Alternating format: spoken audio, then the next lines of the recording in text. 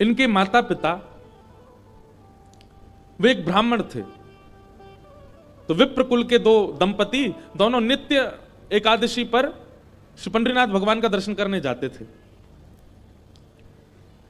एक दिन की बात पंडित जी के मन में आया कि हम श्री पंडरीनाथ भगवान का भोग लगाने के लिए कुछ आम ले चलें। तो आम लेकर के पंडित जी और उनकी घरवाली दोनों जब मंदिर जाने लगे, तो ठाकुर जी तो इतने प्रेमी हैं भक्तों के कि मंदिर तक आम लेकर के आए, तब तक ठाकुर जी से प्रतीक्षा नहीं हुई। भगवान एक ब्राह्मण का रूप धारण करके बाहर ही चले गए और बाहर जाकर के वो ब्राह्मण दंपति से कहने लगे, हमको बहुत जोर की भूख लगी है, हम बहुत दिन से भूखे हैं, आपके पास बहुत सारे आम हैं, इसमें से 2-3 हमको दे दो। अभी कुछ दिन पहले वृंदावन में मैं था, तो एक भक्त आया वैष्णव आते मिलने। उसने कहा, महाराज जी मैंने पहली बार सोचा कि मैं श्री जी को अमरूद का भोग लगाऊं, और मैं अमरूद लेकर के बड़े भाव से बरसाने जा रहा था। नहीं तो क्या हुआ, बोले रास्ता में एक जगह टेम्पू रुका हमारा ऑटो, इतने में महाराज जी बंदर आया और सबरे अमरूद फैला के और उनमें समेट करके भाग गए। और इतने सारे बंदर आए, सब लेके भाग, एक भी नहीं बचा। मेरा मन तो बड़ा खिन्न हुआ, श्री जी नाराज है मुझसे। मैंने कहा, अरे बाबड़े श्री जी नाराज ना है, श्री जी से प्रतीक्षा ना है भाई कि तू ऊपर तक आवेगो, ऊपर अमरूद पधरावेगो, और कहीं ये बाहर खड़े पुजारी ने तेरे द्वारा दिए गए अमरूद बांट दिए तो श्री जी को तो भोग नहीं लग पाएगा। और ऐसा ही होता है, पुजारी जी को जो दे दो पुजारी जी थोड़ी देर दिखा के ऊपर सब में बांट देते हैं। तो श्री जी ने कही, इतने भाव से अमरूद लेके आ रहा हो, तो श्री जी ने अपनी गुप्त सेना भेजी, बोले बीचते ही हरण कर लाओ। और मैं सबरे अमरूद बंदर लेके भाज गए, श्री जी ने पा लियो, भोग लगा लियो। तो जब कोई बहुत प्रेम, बहुत आस्था, बहुत बहुत भाव से ठाकुर जी को कुछ चीज अर्पित करने जाता है ना, वो मंदिर तक पहुंचे नहीं पाता, उससे पहले ही ठाकुर जी स्वीकार कर लेते हैं। अब कभी ऐसी घटना घटे तो देखना, जबरदस्ती मत करना कि रबड़ी लेके गए और बंदर कोई दिखा रहे हैं दूर से, जे ले जाए तो हम समझेंगे कि हाँ भोग लगेंगे। जबरदस्ती नहीं, अपने आप ऐसी कोई योजना बने तो समझ जाना कि श्री ठाकुर जी ने पा लिया। तो भगवान पहुंच गए, दंपति के पास जाके कहने लगे, बोले हमको आम दे दो, बहुत जोर की भूख लगी है, आप इतने सारे आम लेके जा रहे हो, उनमें से 2-3 ही दे दो। तो विप्र दंपति ने सोचा, कोई बात नहीं, 2-3 आम इनको दे देते हैं, बाकी धो धा के फिर पंडरीनाथ जी का भोग लगा देंगे। लीजिए लीजिए भैया, आप लोग पाओ। अब जैसे ही ब्राह्मणी ने आम दिया, और चोखो मेला जी खूब जोर जोर से वो पंडरीनाथ भगवान जिस रूप में आए थे उस रूप में बढ़िया प्रेम से फल पाने लगे। लेकिन वो क्या करते, थोड़ी देर तो आम चूसते, पूरा आम नहीं पाते, थोड़ा सा उसमें छोड़ देते और फिर ब्राह्मणी की गोद में ही डाल देते। एक आम पाया, ये है श्री पंडरीनाथ भगवान। अब दर्शन हो गए पूरे, और ये असली चित्र है श्री पंडरीनाथ भगवान का। अब हमको ही देखो, कथा सुनो। तो यही ठाकुर जी ब्राह्मण का रूप धारण करके गए, और महाराज आधे आधे आम चौंके और चौंक करके उनकी गोद में डालते जाएं। बेचारे ब्राह्मण देवता दंपति एक दूसरे को देखने लगे, बोले कि ये क्या कर रहे हैं। बोले कोई बात नहीं। 2-4 आम पा करके और उच्छिष्ट छोड़ छोड़ करके उनकी गोद में ब्राह्मण तो चले गए। अभी दोनों दंपति सोचने लगे, कोई बात नहीं, 2-3 आम बचे, इनको धो के पंडरीनाथ भगवान का भोग लगा देंगे, और ये जो आम ये हमारी गोद में छोड़ गए, इनको बांध लो, कोई जानवर या कोई जीव मिलेगा उसको दे देंगे। अभी इनमें आम बचे हैं, कोई जीव खा लेगा। जैसे ही दोनों आगे बढ़े तो ब्राह्मण तो थोड़े आगे चले गए, पत्नी धीरे धीरे पीछे आ रही थी। तभी उसको अचानक इतना भार लगने लगा, वो जो उसने झोली सी बनाई थी, इतना भार लगने लगा कि एक तरफ की ओर वस्त्र खिंचने लगा। जैसे उसने देखा मेरी झोली इतनी भारी हो गई, खोल करके देखा तो वहीं एक नन्हा सा बालक था, उसी का नाम पड़ा चोखो मेला। उनका नाम चोखो मेला इसलिए पड़ा क्योंकि भगवान ने आम चौंक करके और गोद में मेल दिया, इसीलिए नाम उनका चोखो मेला। अब इनके कोई माता पिता नहीं है, ये ठाकुर जी ने इनको भेजा है। और ठाकुर जी जिसको भेजते हैं ना, वो निश्चित है कि संसार के भक्तों को पथ दिखाने के लिए भेजते हैं। हमने एक चीज अनुभव की भैया, अधिकतर भक्तों के चरित्रों में देखा गया कि उनका जन्म सामान्य हमारी तरह नहीं हुआ, कुछ ना कुछ अलग होता है। जैसे गोस्वामी तुलसीदास जी महाराज के लिए आता है कि जैसे ही उनका जन्म हुआ, जन्म लेते ही उनके 3200 दांत थे। बालक के दांत होते हैं जन्म लेते ही, तो गोस्वामी जी के दांत थे। और उनके परिवार और गांव के लोगों ने यह सोचा कि ओहो, इसके तो सारे दांत निकल आए, ये अपशगुन बालक है, अपशगुन मान करके उनको थोड़ा किनारे कर दिया। वही गोस्वामी तुलसीदास जी बन गए। सूरदास जी महाराज जन्म से ही अंधे हुए, उनके नेत्र ही नहीं थे।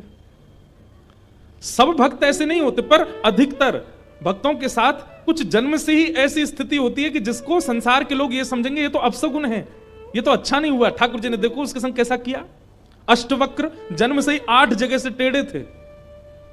ऐसी चोखो मेला।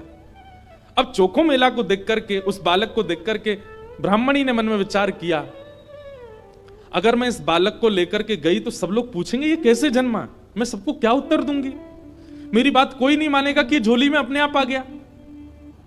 और इस भय से कि संसार के लोग क्या कहेंगे, उन्होंने उस बालक को एक सुरक्षित सा वृक्ष था उसके नीचे छोड़ दिया, उसको स्वीकार नहीं किया। तभी कुछ चर्मकार वहां से निकल रहे थे, उनमें से एक की दृष्टि पड़ी और उस रोते हुए बालक को देख करके उन्होंने उसको स्वीकार किया और भगवत प्रसाद मान करके एक चर्मकार परिवार ने चोखो मेला जी का पालन पोषण किया। धीरे धीरे वो बड़े हुए। अब क्योंकि उनके माता पिता चर्मकार परिवार के हैं, इसलिए कई जगह उनको मंदिर में जाने से रोक दिया जाता। पर ठाकुर जी तो किसी की जात पात नहीं देखते ना, ठाकुर जी तो सबसे प्रेम करते हैं। बंधुओं, ये सब हमने बनाया, हम मानवों ने कर दिया है ये सब विभाजन। कई बार ब्राह्मण कुल में जन्म लेने के बाद भी उतनी पवित्रता शुद्धता नहीं होती है, और कई बार इतने श्रेष्ठ कुल में न जन्म लेने के बाद भी बहुत पवित्र होता है मानव। वास्तविकता यह है कि जन्म से हमारी जात पात नहीं होती है, हमारे स्वभाव से होती है, हमारे गुण से होती है, हमारे कर्म से होती है। सब लोग इधर देखो, ध्यान से सुनो। चोखो मेला जी अपने पिता के साथ में खेती बाड़ी करते थे। एक दिन खेती करते करते उनके मन में आया, इतने सुंदर सुंदर फल, इतने सुंदर सुंदर सब्जियां हुई हैं, मैं क्यों ना इन फलों को पंडरीनाथ भगवान का भोग लगाने ले जाऊं। तो उन्होंने क्या किया, एक केले के वृक्ष से खूब सारे केले ले लिए और एक झोला में बांध करके चल दिए। पंढरपुर से 12 किलोमीटर दूर उनका गांव था। जैसे ही पहुंचे पंढरपुर, इतने आनंद में भर गए कि उन्होंने विचार ही नहीं किया। बहुत लोगों ने रोकने का प्रयास किया कि इनको मंदिर में ना घुसने दिया जाए, ये अधिकारी नहीं है, लेकिन वो तो इतने भाव में आ गए कि वो घुसते ही चले गए। और जैसे भीतर पहुंचे महाराज, लोगों ने घेर करके चोखो मेला जी को पीट दिया, बहुत मारा, उनके वस्त्र फाड़ दिए, सिर में चोट लगी, हाथ में चोट लगी, पैरों में चोट लगी, सब जगह इतना जख्म दे दिया।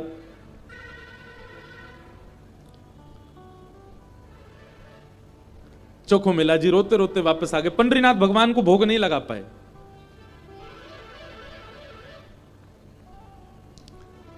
शाम का समय चोखो मेला जी अपने सब घावों को, जहां जहां से रक्त निकल रहा था, साफ कर रहे थे और गुस्सा कर रहे थे। बोले अब नहीं आऊंगा आपके पास, बैठ गए हो, ईंट के ऊपर खड़े हो गए हो, इतने सारे अपने आगे जो है धर्मशास्त्र के मर्मज्ञ लगा दिए हैं, वे सब जात पात देख करके दर्शन कराते हैं, खड़े रहो, बने रहो महाराज अपने रूप में, हम तो नहीं आएंगे आपका। अरे कुछ करने थोड़ी आया था, कुछ मांगने थोड़ी आया था, अपने खेत के बढ़िया फल लेकर के आपका भोग लगाने आया था। इतने में ही नील वर्ण के श्याम सुंदर पीतांबरी पहने चलते हुए चोखो मेला के पास प्रत्यक्ष प्रकट होके आ गए। चल करके आए और चोखो मेला के पास आकर के गले में गलवैया डाल करके बैठ गए। ए चोखा, नाम ही भगवान उसको चोखा बोलते। ए चोखा, तू इतना उदास क्यों हो रहा है? बोले उदास, इतना पिटवाया हमको, हाथ पांव सब तोड़ ताड़ दिए हमारे, और अब मेरे घर आ गए हो, मेरे गले में गलवैया डाल करके बैठे हो। ये सब लीला क्यों करते हो आप? वहां क्यों नहीं रोका आपने सब पुजारियों को, पंडाओं को, ये सब ब्राह्मणों को? ठाकुर जी बोले देख चोखा, वे सब मुझे पूजते तो हैं, मेरी सेवा तो करते हैं, पर मुझको पाषाण मानते हैं, मुझको मूर्ति ही मानते हैं। और जो मुझे पाषाण मानता है ना, उनके लिए मैं पाषाण ही रहता हूं। उनके लिए ना मैं बोलता हूं, ना मैं हंसता हूं, मैं बस एक टक खड़ा रहता हूं, ना मैं खाता हूं, ना मैं कुछ नहीं। तू तो मुझे पाषाण नहीं मानता ना, तू तो मुझे साक्षात ठाकुर जी मानता है। इसीलिए तो अपने अपने अपने बगीचे के फल लेकर के मेरे पास आया। वहां बहुसंख्यक पाषाण मानने वाले लोग हैं, इसलिए मैं उनके सामने बोला नहीं। एकांत में जब तू आ गया तो मैं तेरे पास आ गया। चल चोखा, अब तू मुझे अपने अपने आंगन के फल खिला दे। अब देखिए, ना धर्म है, ना अर्थ है, ना काम है, ना मोक्ष है, केवल प्रेम है चोखो मेला के पास। अपने हाथों से सुंदर छिलका उतार उतार करके श्री पंडरीनाथ भगवान को अपने हाथ से खिला रहा है चोखो मेला, जिसके लिए कहीं ना कहीं हम लोग प्रतिबंधित कर देते हैं कि भगवान को सब नहीं छू सकते। वो खुद अपने घर में बैठा करके ठाकुर जी को खिला रहा है और ठाकुर जी पा रहे हैं। भगवान ने 2-3 केला पाए और 2-3 केला पाने के बाद में भगवान बोले, ए चोखा सुन, अब मत खिला, अब बाकी के जितने बच्चे हैं ये सब मेरी पीतांबरी में बांध दे। चोखा बोला, वहां जाकर के पाओगे, सारे मेरे सामने ही पा लीजिए ना, आप बांध करके क्यों ले जा रहे हो, यहीं प्रेम से पालो। पंडरीनाथ भगवान बोले, अरे मैंने अपना तो पा लिया, ये बाकी के तो मैं पंढरपुर में रुक्मणी जी बैठी हैं, वो भी भूखी हैं, उनके लिए ले जा रहा हूं, उनको जाके मैं पवा दूंगा। आज चोखा तेरे ऊपर इतना प्रहार किया ना सबने, तेरे ऊपर इतना अत्याचार किया सबने, इसलिए मैंने और रुक्मणी जी ने आज भोजन ही नहीं किया, हम दोनों भूखे हैं। अब मैंने तो पा लिया, अभी रुक्मणी जी के लिए ले जाऊंगा। चोखा मेला खूब रोने। अब मैं यहां तो गा नहीं सकता, मुझे आते भी नहीं, मराठी में इतने सुंदर सुंदर पद हैं उनके। भगवान अपनी पीतांबरी में केले बांध करके पंढरपुर आ गए और पंढरपुर में आकर के रुक्मणी जी को पवाया। प्रातः काल ब्रह्म मुहूर्त में जैसे ही कपाट खुले श्री पंडरीनाथ भगवान के, चारों ओर केले के छिलके पड़े हैं और केले के छिलके देख करके सब पंडा पुजारी बोले हम तो कपाट बंद करके गए, ये केला के छिलका यहाँ कैसे पड़े हैं, ये कौन लेके आया। तभी एक उनमें से बोले कल वो आया था ना एक चर्मकार का बालक, वही अपने संग बांध के लेके आया था इतने सारे केले, उसको सुबह तो हमने मार पीट के भगा दिया, निश्चित ही वो कहीं से रात में आ गया है और रात में आकर के सब यहाँ खा करके गया है ठाकुर जी के आगे। उसका उद्देश्य तो गर्भगृह को बेकार करना ही था, इसलिए ये सब हुआ है, ये उसी ने किया है। और सब पंडा पुजारी नाराज हो गए, अपने हाथ में डंडा ले ले करके कमर कस के सब पहुंच गए चोखो मेला के घर और वहां पहुंच करके घर से निकाल करके फिर पीटा उनको, फिर मारा। कितनी परीक्षा लेते हैं ठाकुर जी, हम तो नेक आदमी घबरा जाते हैं। चोखो मेला घर में सो रहे थे और घर में जाकर के वहां से घसीट करके उनको मारा सबने। बोले अरे दुष्ट पापी, तुझको मंदिर में नहीं जाने दिया तो रात्रि तू गर्भगृह में घुस गया। चोखो मेला पिटते रहे, नेत्रों से आंसू बहाते रहे, जय हो पंडरीनाथ, कैसी लीला करते हो, सुबह पिटवाते हो, रात में आकर के खा जाते हो मेरे हाथ से। लेकिन अब की बार श्री पंडरीनाथ नाराज हो गए। पंडा पुजारी सब अपना काम करके चोखो मेला के साथ थोड़ी हाथापाई करके सब जैसे ही वापस आए, पंढरपुर में श्री पंडरीनाथ भगवान के मंदिर के मुख्य द्वार सारे अपने आप बंद हो गए और भीतर से ठाकुर जी ने ताला लगा लिया, लॉक कर लिया, बंद हो गए ठाकुर जी मंदिर के अंदर। सबने अथक प्रयास कर लिया लेकिन एक भी द्वार नहीं खुल पाया। पूरा दिन व्यतीत हो गया, बड़े बड़े कारीगर आ गए लेकिन दरवाजा तोड़ भी नहीं पाए, खोल भी नहीं पाए। तब अंत में सबको लगा हमने कोई अपराध किया है। चारों ओर पंडा पुजारी और बड़े बड़े वेदज्ञ, बड़े बड़े मनीषी सब बैठ गए, हाथ जोड़ करके पंडरीनाथ भगवान की स्तुति गाने लगे। बोले नाथ, हमसे कोई अपराध हुआ तो आप हमें बताएं, दंड दे दें, लेकिन इस प्रकार नाराज होकर मत बैठो। तभी मंदिर के भीतर से भगवान ने रुग्ण स्वर में, रोते हुए स्वर में भगवान की आवाज आई। बोले अरे तुम बनते हो बहुत बड़े विद्वान, बहुत बड़े मनीषी, बहुत बड़े ज्ञानी, बहुत बड़े जात पात के नियोजन करता, मेरे भक्त का अपमान करते हो, मेरे भक्त को मारते हो, मेरे भक्त के साथ दुराचार करते हो, नहीं देना मुझे किसी को दर्शन। और अब जब तक पृथ्वी है तब तक यह मंदिर बंद ही रहेगा, मैं भीतर ही रहूंगा। जो मेरे परम वैष्णव भक्त होंगे उनके लिए द्वार खुलेंगे, वो अंदर आएंगे, बाकी सब बाहर खड़े रहो। सब वैष्णवों ने प्रणाम करके कहा नाथ ऐसे नाराज मत होइए, आप बताइए हमसे क्या अपराध हो गया है, उसका प्रायश्चित कैसे होगा, कृपा करके बताओ। भगवान बोले मेरे चोखो मेला को जिस प्रकार तुम लोगों ने सबने जुट बना करके जाकर के उसको मारा है, अब तुम सभी वेदज्ञ, तुम सभी ब्राह्मण, तुम सभी श्रेष्ठ जन पाल की सजा के लेके जाओ और चोखो मेला को बिठा करके नाचते गाते उत्सव जैसे एक मेरी पाल की सवारी निकालते हो, ऐसे चोखो मेला की सवारी पूरे नगर में घुमाते हुए मेरे सामने लेकर के आओ, तब मेरे द्वार खुलेंगे, तब मैं तुमको क्षमा करूंगा, नहीं तो नहीं करूंगा। बड़े बड़े विद्वान, बड़े बड़े ब्राह्मण, बड़े बड़े वेदज्ञ, बड़े बड़े मनीषी भगवान की आज्ञा मान करके गए और चोखो मेला जी को जाके प्रणाम किया। एक दिव्य सिंहासन से युक्त पालकी में चोखो मेला जी को विराजमान करके नाचते गाते हुए, आनंद करते हुए, उत्सव जैसे ठाकुर जी का उत्सव मनता उससे भी अधिक उत्सव मनाते हुए चोखो मेला को लेकर के आए। और जैसे ही पंडरीनाथ भगवान के सामने पालकी पहुंची, अपने आप मंदिर के सारे द्वार खुल गए और मानो आज लग रहा था कि भक्त भगवान का नहीं, भगवान भक्त का दर्शन कर रहे हैं, भगवान चोखो मेला का दर्शन कर रहे हैं।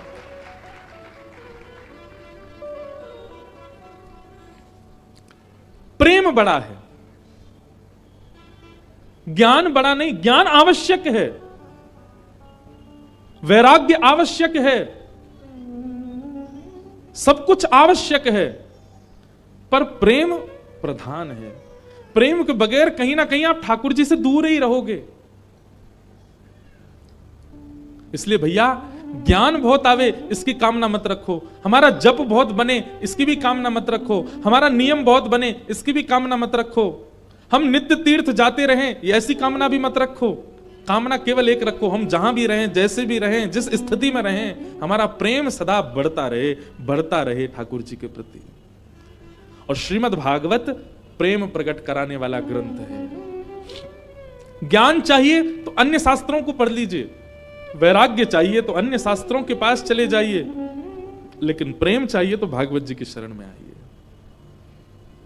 प्रेम के वश अर्जुन रथ हाँ क्यों, प्रेम के वश अर्जुन रथ हाँ क्यों, भूल गए ठकुराई हो, भूल गए ठकुराई। क्यों? सबसे ऊंची प्रेम सगाई, सबसे ऊंची प्रेम सगाई, सबसे ऊंची प्रेम सगाई, सबसे ऊंची प्रेम सगाई। हे दुर्योधन की मेवा त्यागी, दुर्योधन की मेवा त्यागी, दुर्योधन की मेवा त्यागी, दुर्योधन की मेवा त्यागी। साक विदुर कर खाई, ओ साक विदुर कर खाई, हाँ साक विदुर घर खाई, ओ साक विदुर घर। करताल बजा के गाओ। सबसे ऊंचे प्रेम सगाई, सबसे ऊंची प्रेम सगाई, सबसे ऊंची प्रेम सगाई, सबसे ऊंची। श्री राधा रमण लाल की।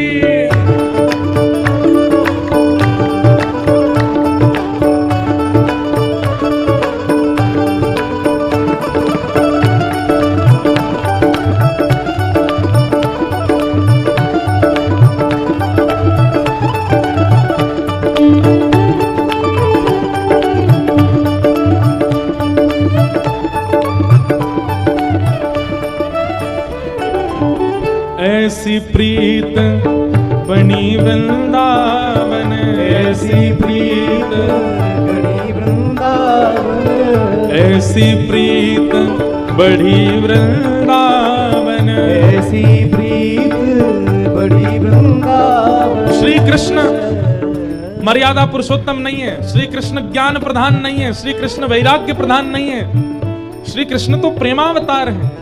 उनकी प्रत्येक लीला केवल प्रेम के वश में होकर के की गई है। ऐसी प्रीत बढ़ी वृंदावन, ऐसी प्रीत बढ़ी वृंदावन, हे गोपियन रास रचाई, ओ गोपियन रास रचाई, हाँ गोपियन रास रचाई, गोपियन भाव से। सबसे ऊंचे प्रेम सगाई, सबसे ऊंची प्रेम सगाई, सबसे ऊंची प्रेम सगाई, सबसे ऊंची प्रेम सगाई, ओ सबसे ऊंची प्रेम सगाई सबसे ऊंची प्रेम सगाई। हे सूर कूर एहि लायक नाही, सूर कूर एहि लायक नाही। देखो इस पद में सूरदास जी अपने आप को क्या कह रहे हैं? कूर। लेकिन हम वैष्णवों को नहीं गाना चाहिए। सूरदास जी अपने आप को भले ही कुछ भी कहें, पर हमको तो उनको दास ही कहना। सूर कूर, कूर किसको कहते जानते हैं ना? ग्राम सिंह। ये तो वैष्णवों की प्रधानता, ये उनका भाव है, ये उनकी दीनता है कि वो अपने आप को कूर कह रहे हैं। पर सूरदास जी कूर नहीं हो सकते। सूर तो सूर ही हैं, इसलिए हम नहीं गाएंगे। हम तो यही कहें, सूरदास एहि लायक नाही, सूरदास एहि लायक नाही, सूरदास एहि लायक नाही, सूरदास एहि लायक। किस लायक नहीं है? हे केहू विधि करऊं बढ़ाई, केहू विधि करऊं बढ़ाई, हाँ कहीं विधि करऊं बढ़ाई, ओ कहीं विधि करऊं बढ़ाई।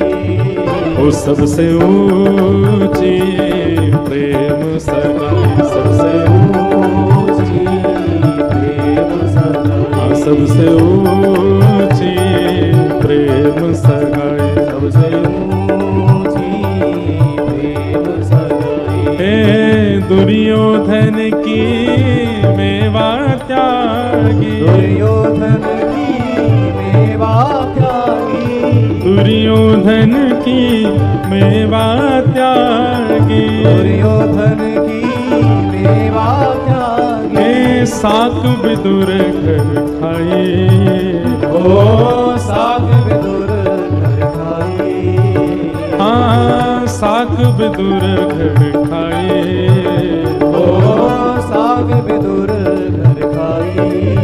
ओ सबसे ऊंची प्रेम सगाई, सबसे ऊंची प्रेम सगाई।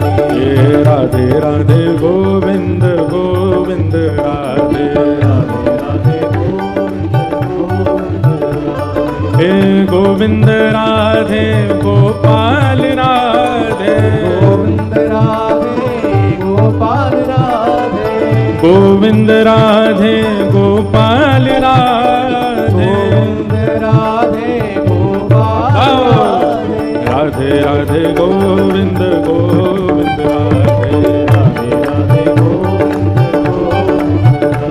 श्री राधे राधे गोविंद गोविंद राधे, राधे राधे गोविंद गोविंद राधे, श्री राधे राधे गोविंद गोविंद राधे, राधे राधे गोविंद गोविंद राधे, श्री गोविंद राधे गोपाल राधे, राधे गोपाल राधे, गोविंद राधे गोपाल राधे, गोविंद राधे गोपाल राधे, जय गोविंद राधे गोपाल राधे, गोविंद राधे गोपाल राधे, जय गोविंद राधे गोपाल राधे, गोविंद राधे गोपाल राधे। हे प्यारे राधे राधे गोविंद गोविंद राधे, राधे राधे गोविंद गोविंद राधे, जय राधे राधे गोविंद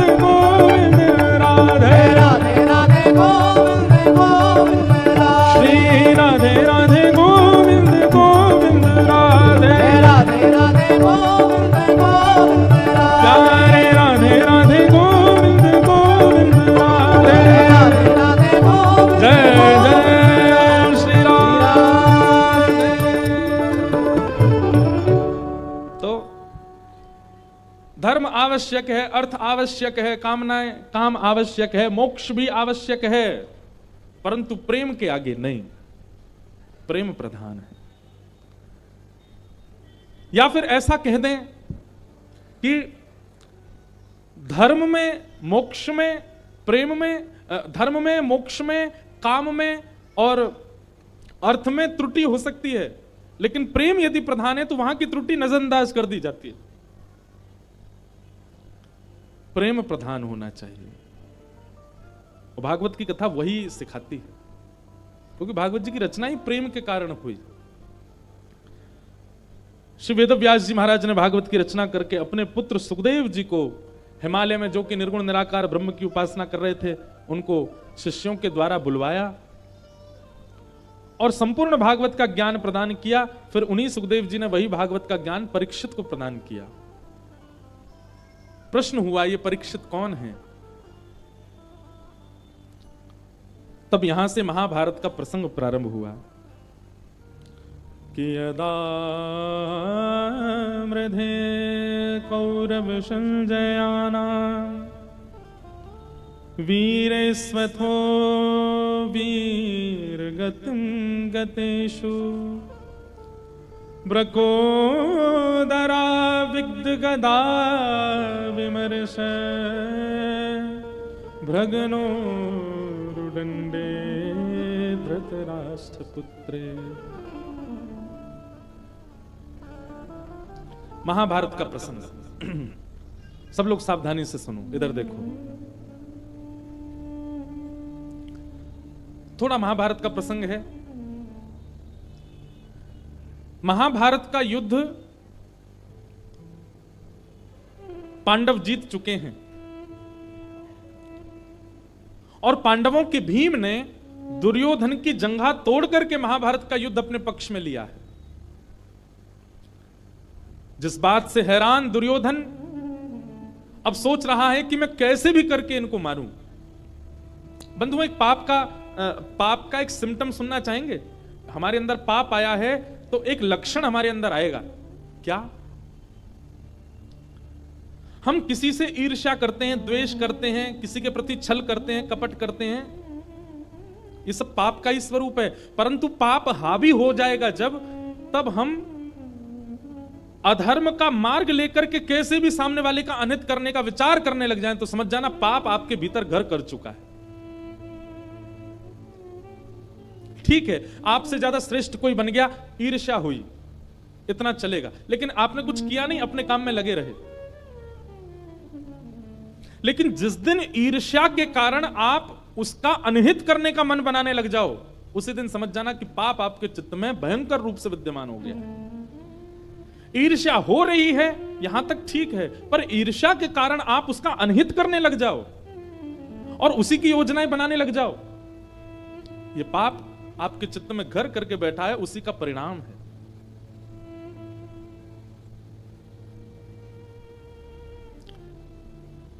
ऐसा कह दें कि जैसे बहुत गंभीर बीमारी हो जाए और वो थोड़ी बहुत स्थानों पर हो तो उसकी चिकित्सा की जाती है, लेकिन अगर वो मस्तिष्क में पहुंच जाए, ब्लड में आ जाए, आपके हृदय में उसका प्रवेश हो जाए, तो फिर उस बीमारी का कोई उपचार नहीं है। ईर्ष्या का उपचार है। अगर आपको किसी से ईर्ष्या हो रही है तो उसका उपचार है, एक दिन ईर्ष्या नष्ट हो जाएगी। लेकिन ईर्ष्या के कारण अगर आपने उसका अनहित सोचा, विचार किया और करने भी लग गए, उसका उपचार नहीं होगा। उसका उपचार तो नाश है बस। कई लोग ईर्ष्या में इतने चले जाते हैं कि उसके नाश के लिए वे लोग यत्न तक करते हैं, वे लोग प्रयत्न तक करते हैं, वे लोग टौने टोट के करते हैं सामने वाले के साथ कुछ बुरा हो। अरे कहां तक कहें, मंदिर भी इसीलिए जाते हैं कि हमारा पड़ोसी आजकल बहुत चौड़ रहा है, बहुत बढ़िया कमा रहा है, खा रहा है, सब बढ़िया चल रहा है, उसके संग कुछ अनहित होना चाहिए, इसलिए मंदिर जा रहे हैं। समझ जाइए कि आपके ऊपर कलयुग का पाप का पूर्ण रूपेण प्रभाव हो चुका है, क्योंकि आप ईर्ष्या से ऊपर उठ करके अब उसका अनहित चाहते हैं।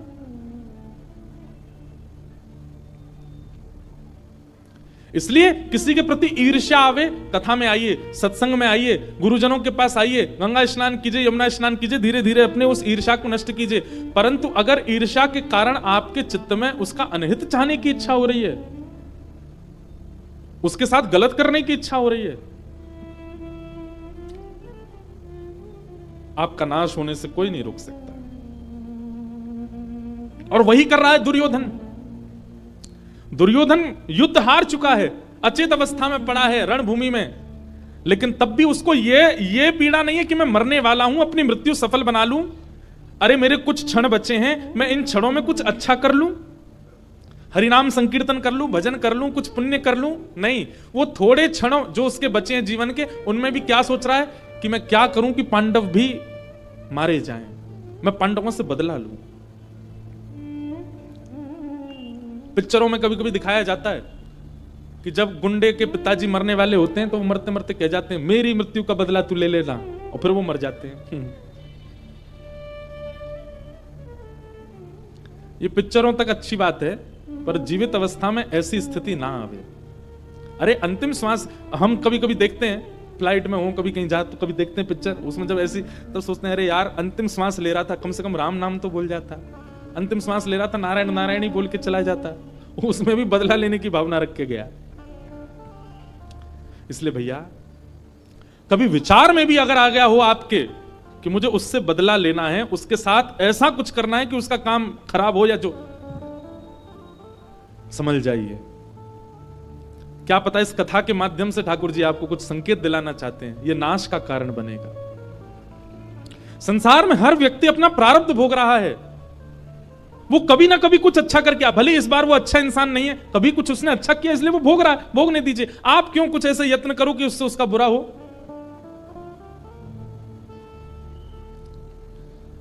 दुर्योधन अचेत अवस्था में पड़ा है और उसी समय गुरुपुत्र अश्वत्थामा दिखाई देते हैं दुर्योधन को। दुर्योधन कहता है अश्वत्थामा तुम्हें मेरा एक काम करना है। क्या? हम रणभूमि में तो पांडवों को नहीं मार पाए, पर अब हमें छल से उनको मारना होगा। हम महाभारत का युद्ध तो हार गए, पर हम यदि हस्तिनापुर की गद्दी पर नहीं बैठे तो ये पांडव भी नहीं बैठने चाहिए। अश्वत्थामा कहने लगा क्या करना है बताओ। बोले रणभूमि में तो नहीं मार पाए, सोते हुए इन योद्धाओं को इनके शिविर में जाके मार दो, सोते हुए मार दो। किसी को क्या पता चल रहा, हम भी मारे गए वो भी मारे गए, हस्तिनापुर की गद्दी पर ना हम बैठेंगे ना वो, कम से कम चैन से मर तो पाएंगे। कितनी विषम स्थिति है कि व्यक्ति को किसी को पीड़ा देने में चैन मिलता है। ये पाप नहीं है तो क्या है, ये कलयुग का महाप्रभाव नहीं है तो क्या है। किसी को पीड़ा में देख करके आपको प्रसन्नता होने लग जाए, किसी को पीड़ा में देख करके आप खुश होते हो, ये महापाप है।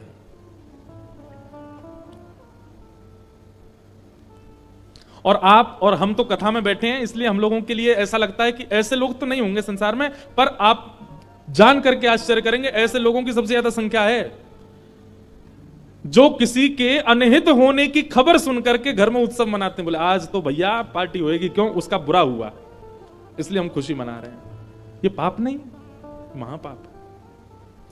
किसी की मृत्यु की बात सुनकर के एक परिवार खुश हो रहा है, किसी के ऊपर कोई केस हो गया, जेल चला गया, कुछ गलत हो गया, उसके हाथ पांव टूट गए, कुछ हो गया और एक परिवार प्रसन्न हो रहा है, ये महापाप नहीं है, ये महापाप है।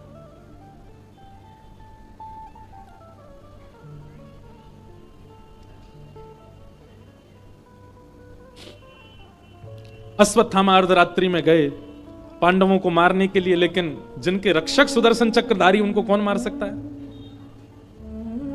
पांडवों को अर्धरात्रि में ही लेकर के भगवान कहीं और चले गए। अश्वत्थामा ने आकर के सोते हुए, अंधेरे के कारण देख नहीं पाया, द्रौपदी के सोते हुए बालकों को मार दिया और उनके सर धड़ से अलग करके एक थैला में भर के ले गया दिखाने के लिए दुर्योधन को कि देखो मैंने अपना काम कर दिया। दुर्योधन से जाकर के कहा देखो दुर्योधन मैंने काम कर दिया, मैंने 5 पांडवों को मार दिया।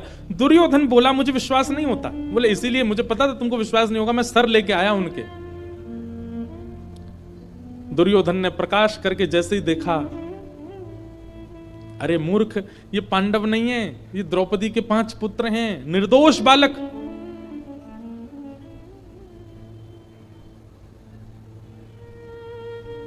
पांडवों का उत्सव मनना था परंतु मातम मनने लगा। दूसरे दिन प्रातःकाल जैसे ही देखा तो रक्त से संचित समस्त शिविर हो चुके थे। दौड़ करके जब देखा तो द्रौपदी के 5 पुत्र मरे पड़े हैं, सर नहीं है उनके, केवल धड़ पड़े हैं। रोने लगी द्रुपद सुता और उसी समय संकल्प ले लिया अर्जुन ने, प्रतिज्ञा ले ली अर्जुन ने, द्रौपदी तुम रो मत, मैं प्रतिज्ञा लेता हूं जिसने भी बालकों को मारा उसको जीवित नहीं छोड़ूंगा मैं। बंधुओं, क्रोध बुरा नहीं होता, पर क्रोध में हमारी प्रतिक्रिया बुरी होती है। इसलिए जो लोग कहते हैं कि हमें बहुत क्रोध आता है, क्या करें? बस क्रोध में मौन हो जाओ, बोलना बंद कर दो, कोई प्रतिक्रिया मत दो। आपका क्रोध नाशक नहीं होगा। फिर क्रोध आने दीजिए, बस आप क्रोध में बोलना बंद कर दीजिए। कठिन होगा लेकिन फिर भी करो। एक आध बार थोड़ी बहुत आवाज निकलेगी, 2-4 बार प्रैक्टिस करोगे तो फिर अपने आप सीख जाओगे। क्रोध में मौन हो जाओ, बोलो ही मत। चाहे कोई कितना भी छेड़े, कितना भी बुलवावे, कितनी भी कस्में वादे कर दे, फिर भी मत बोलो। जब तक मत बोलो जब तक क्रोध शांत ना हो जाए। धैर्यवान होकर के जब आप बोलेंगे, क्रोध शांत होने पर जब आप बोलेंगे, तो आप नाश नहीं करोगे अपना, कुछ अच्छा ही निकलेगा आपके मुख से। तो क्रोध बुरा नहीं होता, क्रोध में प्रतिक्रियाएं बुरी होती हैं, क्रोध में प्रतिक्रियाएं नाशक होती हैं। और एक बात सुन लीजिए, क्रोध को कम करने का एक ही उपाय है कि क्रोध में प्रतिक्रियाएं करना। जैसे आप कम कर दोगे 1 बार, 2 बार, 3 बार, 5-6 बार में, धीरे धीरे जब प्रतिक्रिया ही नहीं दोगे, धीरे धीरे अपने आप क्रोध कम हो जाएगा। फिर आपके सामने कोई कितना भी कुछ कर दे, आपको क्रोध आएगा ही नहीं, क्योंकि आपने प्रतिक्रियाएं ना दे करके अपने क्रोध में प्रतिक्रिया करने का मतलब क्या है? जलती हुई अग्नि में कपूर डालना, उसको और तेज करना। जब व्यक्ति क्रोध आने पर प्रतिक्रिया देता है तो उसका क्रोध अगली बार और ज्यादा बढ़ जाता है। लेकिन जो व्यक्ति क्रोध आने पर प्रतिक्रिया ही नहीं देता, अग्नि में घी ही नहीं डालोगे, तो धीरे धीरे अग्नि शांत हो जाएगी, धीरे धीरे अग्नि का तेज कम हो जाएगा। ठीक वैसे क्रोध है, कुछ पकड़ लो, कुछ जकड़ लो, हाथ की मुट्ठियां बांध लो, आंख बंद करके ऐसे बैठ जाओ, लेकिन बोलो मत, चाहे कुछ हो जाए। क्रोध में मौन हो रो। बताओ, कोई एक को समझ में आई बात? इतने लोगों में एक ने समझी।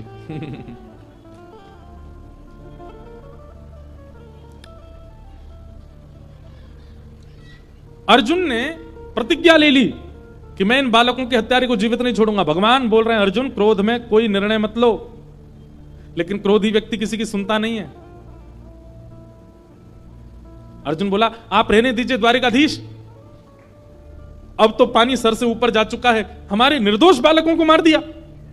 मैं प्रतिज्ञा लेता हूं कि मैं इन बालकों के हत्यारे को जीवित छोड़ूंगा नहीं। भगवान बोले, अर्जुन क्षत्रिय यदि प्रतिज्ञा ले ले और उस प्रतिज्ञा को पूर्ण ना करे तो उसको 2000 वर्ष के लिए प्रेत बनना पड़ता है, नरक में जाना पड़ता है। अर्जुन बोला, तो आप क्या समझ रहे हैं? मैं केवल बात बना रहा हूं? अरे मैं आपको वचन देके कहता हूं कि जिसने बालकों का हत्या की है उसको जीवित नहीं छोड़ूंगा। भगवान बोले, देख लो। लेकिन क्रोधी व्यक्ति अपने आप को उस समय बहुत बलवान मान लेता है, वो सोचता है कि मैं कर ही दूंगा ये काम। भगवान ने 2 बार रोका लेकिन अर्जुन नहीं माना। मैं प्रतिज्ञा लेता हूं बालकों के हत्यारे को नहीं छोड़ूंगा। भगवान बोले, ठीक है। अर्जुन निकल पड़े ढूंढने किसने मारा है बालकों को। तो कृतवर्मा, अश्वत्थामा, इस प्रकार 3 लोग बचे थे बस महाभारत युद्ध में कौरव पक्ष के। और तीनों की जब जांच करवाई तो अश्वत्थामा दोषी मिले। जैसे ही दोष लगा अश्वत्थामा भागा रथ में बैठ करके, अर्जुन उसके पीछे पीछे भागे। भगवान कृष्ण रथ चला रहे थे, तभी अश्वत्थामा ने ब्रह्मास्त्र अभिमंत्रित करते हुए अर्जुन के ऊपर छोड़ दिया। ब्रह्मास्त्र का तेज आ रहा था, अर्जुन का शरीर जल रहा है, चरणों में गिर गया भगवान के, बोले प्रभु मेरी रक्षा करो, ये ब्रह्मास्त्र छोड़ दिया मेरे ऊपर। भगवान बोले, तुम भी ब्रह्मास्त्र छोड़ो, दोनों ब्रह्मास्त्र टकराएंगे, शांत हो जाएंगे। अर्जुन ने किसी प्रकार से ब्रह्मास्त्र शांत करके अश्वत्थामा को पकड़ लिया और पकड़ करके उसके हाथ और पैर बांध करके अपने रथ के चक्के से बांध दिया और घसीटते हुए लेके आ रहा है। यहां पांडवों की समस्त सेना और पांडव और द्रौपदी सब रुदन कर रहे थे। तभी किसी ने हल्ला किया, अर्जुन बालकों के हत्यारे को पकड़ लाया है।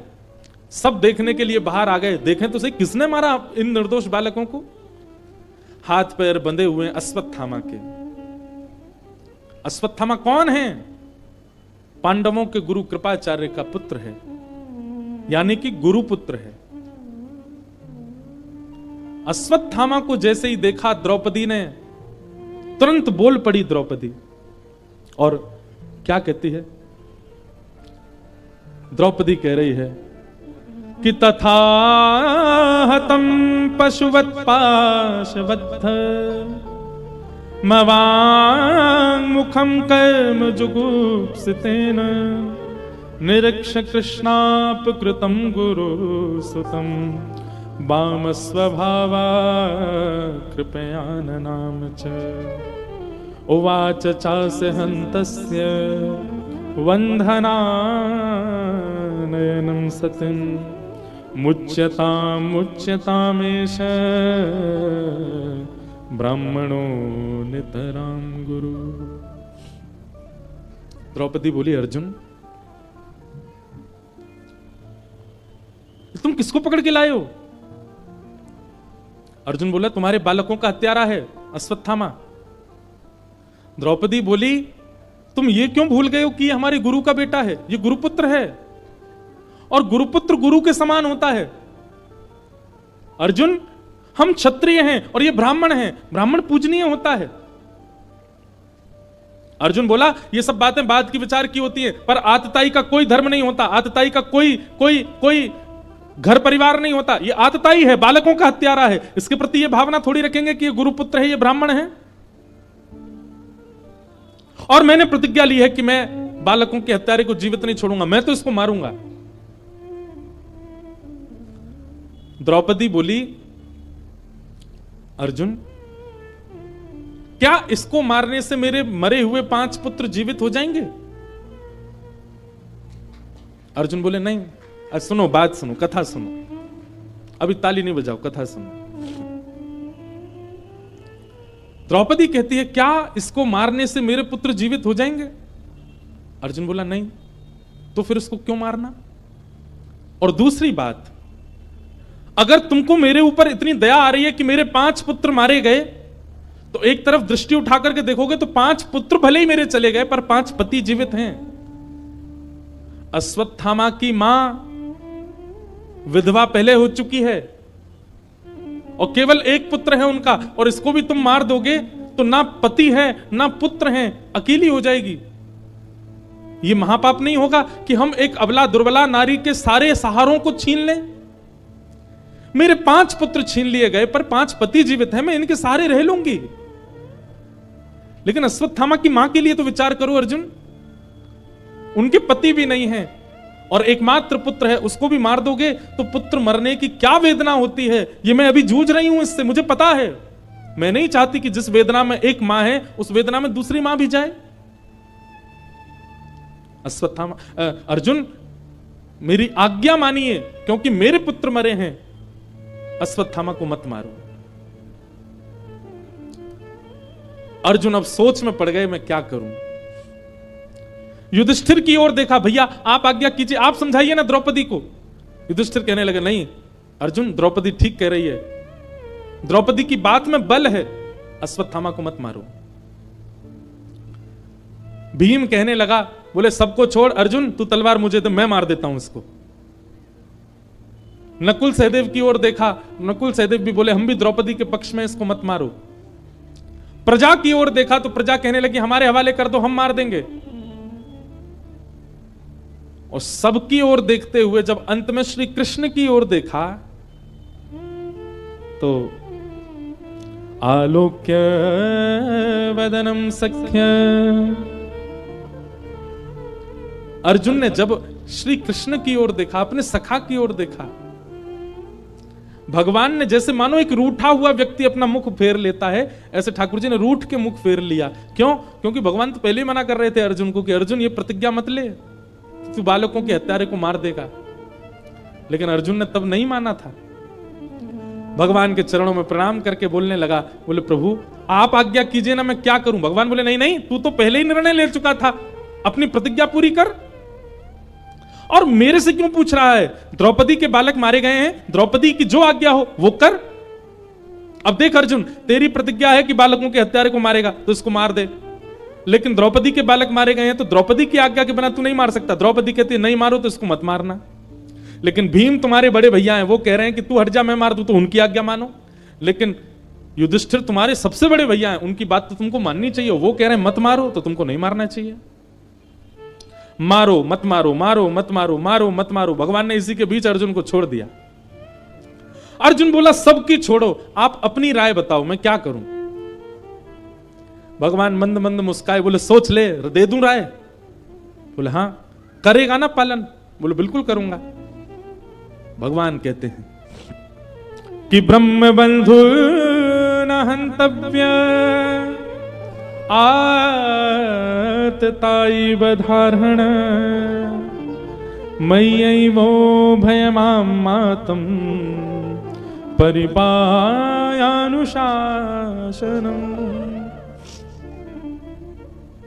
अर्जुन, ब्राह्मण कैसा भी क्यों ना हो उसको मारना नहीं चाहिए। अश्वत्थामा ब्राह्मण है। हमारे शास्त्रों में दो विधान है, एक तो माताएं बहनों के और एक ब्राह्मण को। ऐसा कहा गया कि कितना भी बड़ा दंड करें, कितना भी बड़ा अपराध करें, इनको मृत्यु दंड नहीं मिलना चाहिए। आजीवन कारावास दे दो, जीवन भर के लिए जेल में ही डाल दो, मृत्यु ही जेल में हो वो ठीक है, पर मृत्यु दंड नहीं देना, ना तो माताओं को और ना ही ब्राह्मण को। अब किसी ने मुझसे कहा, बोले आप तो ब्राह्मणों का पक्ष लोगे क्योंकि स्वयं ब्राह्मण हो। एक बात हमारी ध्यान से सुनना, ये ब्राह्मणों के कहीं कहीं जो प्रशंसा के प्रसंग आते हैं ना, कि ब्राह्मणों के संग ऐसा नहीं करना, ब्राह्मणों को ये नहीं करना, इसका मतलब क्या है? ठाकुर जी कह रहे हैं बाकी सबको तो उनके कर्म का दंड आप दे दो, लेकिन ब्राह्मण यदि कुछ गलत करेगा तो उसको दंड आप नहीं देना, उसको दंड मैं दूंगा। उसको दंड देने का अधिकार मेरे हाथ में है। और देखो, हम आप सब दंड देंगे तो नेक नेक ही दे देंगे, लेकिन ठाकुर जी जब दंड पानी बनते हैं ना, हमारी कथा हुई थी 1 महीना की नासिक में, 1 महीना कथा की थी। नासिक कथा में हमने दंड पानी भगवान का वर्णन किया। इतना भयावह रूप होता है जब ठाकुर जी दंड पानी बनते हैं। तो ब्राह्मण कोई अपराध करे तो इसका मतलब यह नहीं कि भागवत जी उसको छूट दे रही है कि चलो तुमको मृत्यु दंड नहीं। ब्राह्मण यदि कोई अपराध करेगा और कोई भी अपराध करे उसको दंड यही मिल जाएगा, लेकिन ब्राह्मण जब अपराध करता है तो ठाकुर जी दंड पानी रूप धारण करते हैं और कहते हैं तुझको तो मैं देखूंगा, तू आ मेरे पास। और ब्राह्मण को दंड भगवान देते हैं। इसलिए ब्राह्मण को तो और ज्यादा संभल के क्रिया करनी चाहिए, क्योंकि उसके दंड का अधिकार तो भगवान ने हाथ में ले रखा है। छूट नहीं है ब्राह्मणों को, उनके लिए और कठिन प्रावधान है। तो भगवान कह रहे हैं अर्जुन, ब्राह्मण कैसा भी क्यों ना हो उसको मारना नहीं चाहिए। लेकिन तुरंत भगवान कहते हैं पर अर्जुन, बालकों का हत्यारा कोई भी क्यों ना हो उसको छोड़ना नहीं चाहिए। अर्जुन बोला गलती कर दी आपसे पूछ के तो मैंने, ये कैसा निर्णय दिया आपने? आप कह रहे हो ये ब्राह्मण है इसको मारो मत, और कह रहे हो ये बालकों का हत्यारा इसको छोड़ो नहीं। ठाकुर जी बंधुओं ऐसे ही क्रीड़ा करते हैं। कई बार ठाकुर जी की ना में हां होती है और कई बार ठाकुर जी की हां में ना होती है। ये तो गुरुजन ही बता सकते हैं कि वो हां कर रहे हैं कि ना कर रहे हैं। कई बार हमें लगता है कि ठाकुर जी की शायद इसमें रजामंदी है, पर नहीं, वो दिखाएं ऐसा रहे कि उनकी रजामंदी पर है नहीं है। श्री कृष्ण के आश्रय में रहना बहुत आसान नहीं है, बहुत दिमाग घूम जाता है महाराज।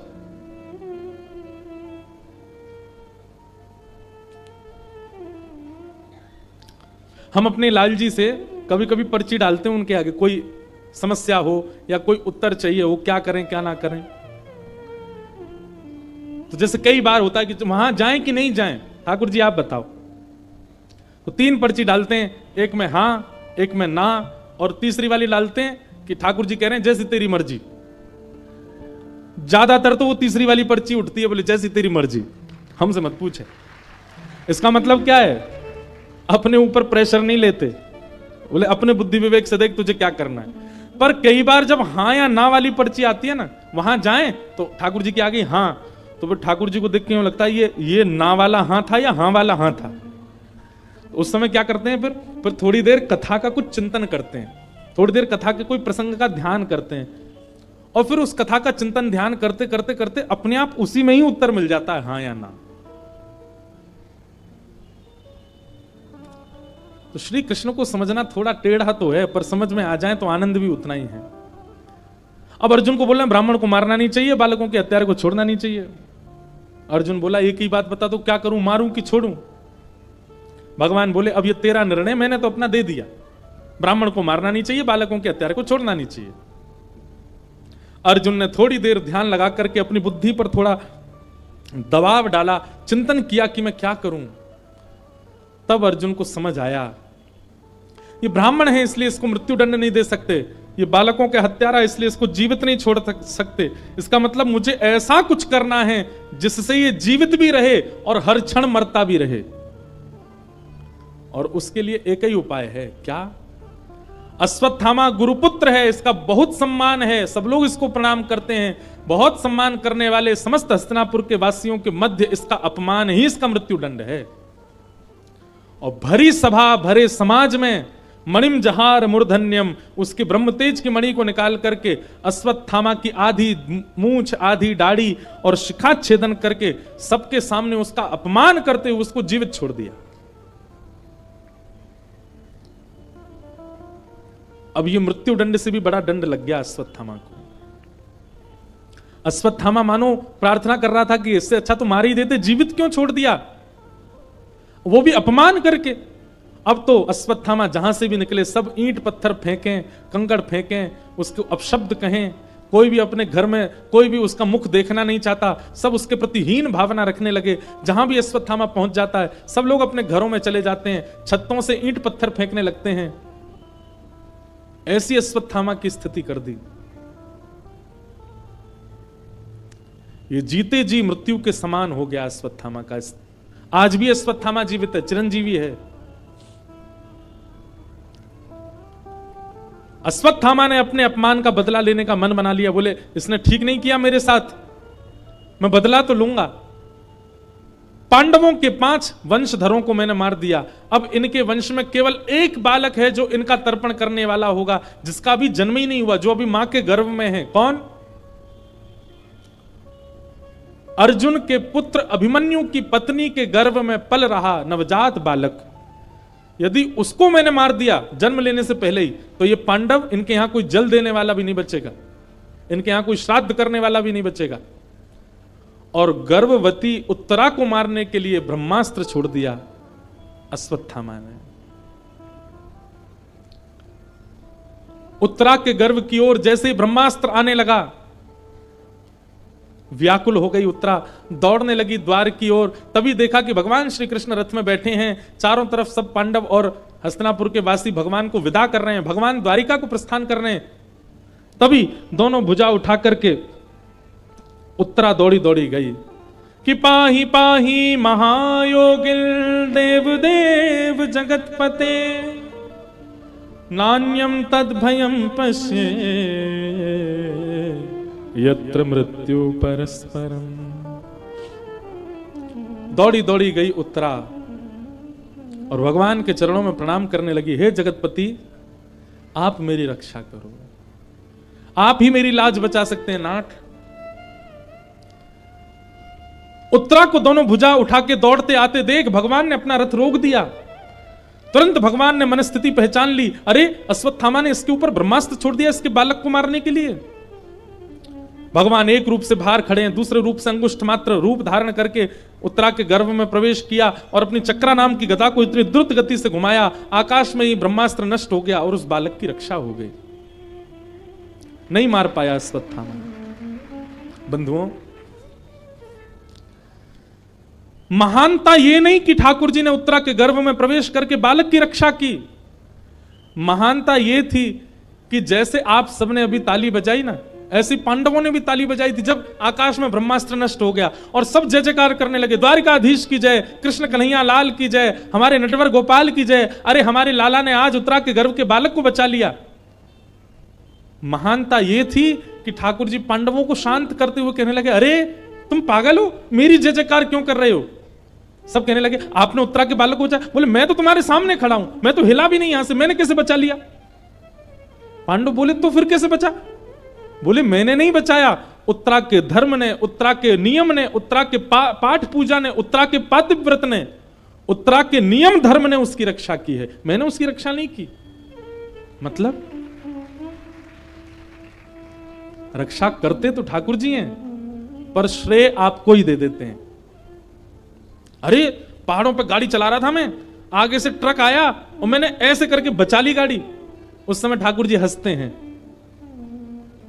हाँ, यही बच के आया वहां से, जबकि वो बल हमारा नहीं होता है, ठाकुर जी का ही होता है।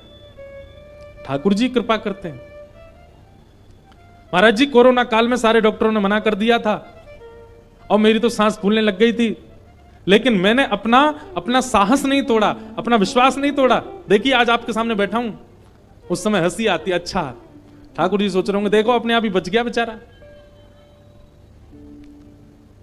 वास्तव में क्रिया सब ठाकुर जी करते हैं और श्रेय हम अपना ले लेते हैं कि हमने ऐसा किया और हम बच गए।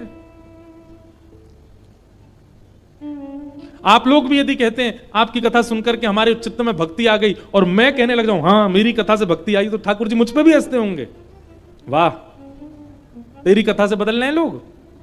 वास्तव में ठाकुर जी की कृपा ना हो, उनकी इच्छा ना हो तो कोई परिवर्तन नहीं हो सकता।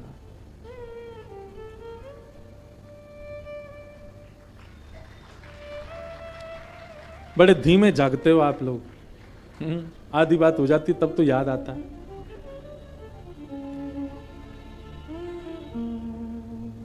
इसीलिए भगवान का एक नाम बताया गया, क्या? मान देना। ठाकुर जी से एक चीज सीखो, सब कुछ करने के बाद भी श्रेय ना लेना। सब कुछ व्यवस्थित करने के बाद भी उसका श्रेय ना लेना, यह ठाकुर जी का स्वभाव है। और हमारा स्वभाव कैसा है? सब कुछ किया किसी और ने, पर हम ये सोचते हैं हमारा नाम भी आ जाए। कई जगह अखबारों में नाम आता है, फलाने शहर में भागवत जी की कथा हुई और मंच पर आरती करने के लिए ये लोग सम्मिलित थे। मंच पे तो 4 ही लोग थे, लेकिन नाम 20 का आता, बाकियों ने पैसा देके नाम डलवाया होता, हमारा भी दे दो यार, उसमें हमारा भी नाम आ जाएगा।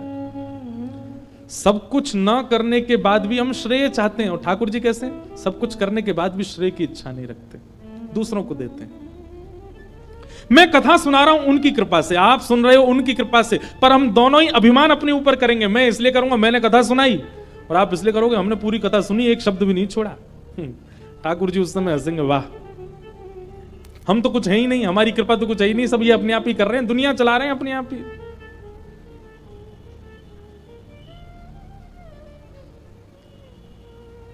वाह। एक भाव है, कृपा की न होती जो आदत तुम्हारी, तो सुनी ही रहती अदालत तुम्हारी। कृपा की न होती जो आदत तुम्हारी, कृपा की न होती जो आदत तुम्हारी। कृपा तो ठाकुर जी करते हैं, हम लोग केवल उस कृपा को भूल करके अपना बल, अपना श्रेय, अपना भाव, अपना परिश्रम आगे कर देते हैं,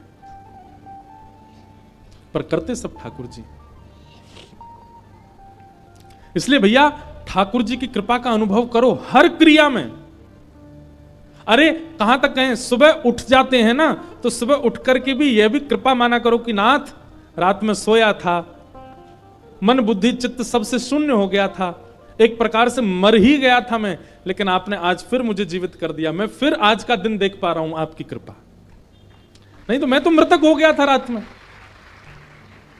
रात में चोर घर लूट करके चले जाते हैं, रात में डकैती डल जाती है, महाराज भूकंप तक आ जाता है, हमको पता ही नहीं चलता। क्यों? हम मृतक होते हैं। शयन अवस्था, निद्रा भी एक प्रकार की मरणावस्था है, लेकिन उस हर मरणावस्था के बाद भी हम पुनर्जीवित होते हैं। किसकी कृपा से?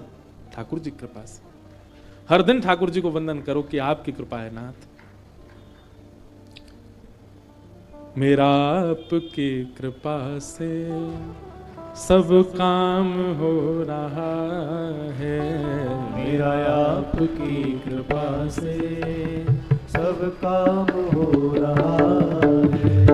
करते हो तुम कन्हैया, करते हो तुम कन्हैया, करते हो तुम कन्हैया, करते हो तुम कन्हैया, मेरा नाम हो रहा है। मेरा आपकी कृपा से सब काम हो रहा है, मेरा आपकी कृपा से से मेरा आपकी कृपा से सब काम हो रहा है। मेरा आपकी कृपा से सब काम हो रहा है। करते हो तुम कन्हैया मेरा नाम हो रहा है। करते हो तुम कन्हैया मेरा नाम हो रहा है। ओ करते हो तुम कन्हैया मेरा नाम हो रहा है। करते हो तुम कन्हैया मेरा नाम हो रहा है। ओ मेरा आपकी कृपा से सब काम हो रहा है। मेरा आपकी कृपा से सब काम हो। बोल बाल कृष्ण लाल की।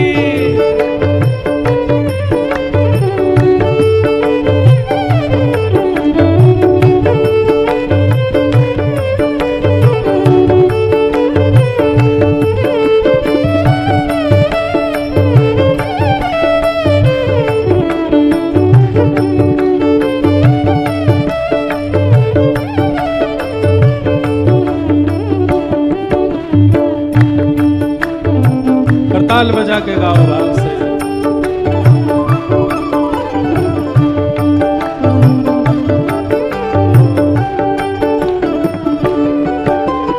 तुम साथ हो जो मेरे किस बात की कमी है। तुम साथ हो जो मेरे इस बात की बंधुओं कमी ये भाव अधिकतर सबको याद है, सब गाते हैं, पर केवल गाते हैं मानते नहीं है। आज भागवत जी के पंडाल में ठाकुर जी के आगे बैठ के मानते हुए गाओ, विश्वास के साथ गाओ। तुम साथ हो जो मेरे किस बात की कमी है। तुम साथ हो जो मेरे इस बात की कमी है। किसी और वस्तु की अब दरकार भी नहीं है। किसी और वस्तु की अब दरकार भी नहीं है। हाँ किसी और वस्तु की अब दरकार भी नहीं है। किसी और वस्तु की अब दरकार भी नहीं है। तेरे साथ से गुलाम हो, तेरे साथ से गुलाम हो, गुलफाम हो रहा है। तेरे साथ से गुलाम गुलफाम हो रहा है। करते हो तुम कन्हैया मेरा नाम हो रहा है। करते हो तुम कन्हैया मेरा नाम हो रहा है। करते हो तुम कन्हैया मेरा नाम हो रहा है। करते हो तुम कन्हैया मेरा नाम हो रहा है। मेरा आपकी कृपा से सब काम हो रहा है। मेरा आपकी कृपा से सब काम। श्री राधा रमण लाल की।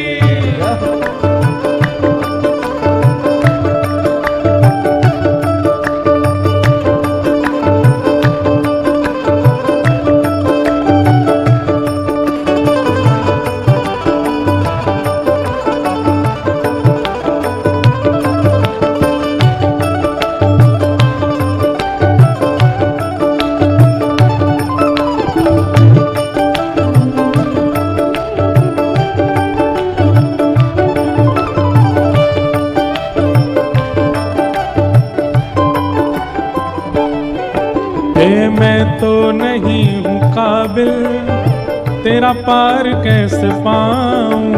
मैं तो नहीं हूँ काबिल तेरा पार कैसे पाऊं। ओ मैं तो नहीं हूँ काबिल तेरा पार कैसे पाऊं। मैं तो नहीं हूँ काबिल तेरा पार कैसे पाऊं। टूटी हुई वाणी से गुणगान कैसे गाऊं। टूटी हुई वाणी से गुणगान कैसे गाऊं। हे टूटी हुई वाणी से गुणगान कैसे गाऊं, टूटी हुई वाणी से गुणगान कैसे गाऊं। तुम्हारी प्रेरणा से, तुम्हारी प्रेरणा से ये कमाल हो रहा है, तुम्हारी प्रेरणा से ये कमाल हो रहा है। करते हो तुम कन्हैया, करते हो तुम कन्हैया, करते हो तुम कन्हैया, करते हो तुम कन्हैया।